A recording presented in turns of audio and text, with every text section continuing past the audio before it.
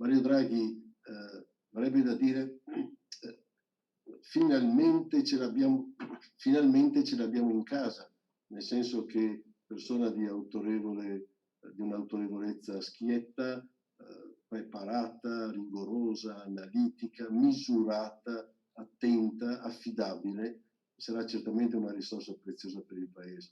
A dirlo Francesco Favotto, professore emerito di economia dell'Università di Padova, che conobbe Mario Draghi nel 1976, quando l'ex presidente della BCE venne richiamato dall'MIT di Boston per insegnare macroeconomia all'Ateneo Patavino. Il legame con Padova per Draghi è sempre stato forte. Il padre Carlo è nato qui e anche la moglie Serena ha origini padovane. Il professor Favotto definisce Mario Draghi una risorsa importante per il Paese in una fase così delicata di emergenza sanitaria, economica e sociale. Draghi ha dimostrato la capacità di aggiungere le problematiche economiche a quelle finanziarie. Bene, il fatto di avere qualcuno che è riconosciuto, autorevole e forte anche in quell'ambiente ci è premessa per dire che è un vantaggio competitivo di cui l'Italia potrebbe disporre oggi.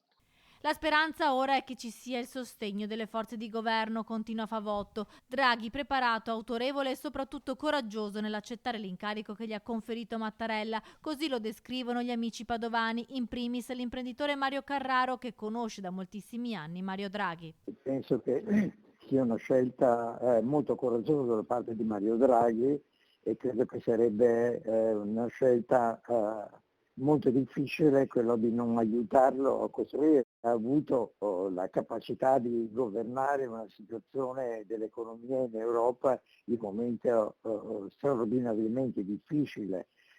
Attenzione che Draghi ha pratica di governo, perché non è che essere presidenti della BCE non costituisce un termine di rapporto complicato e complesso con grandi paesi come la Germania.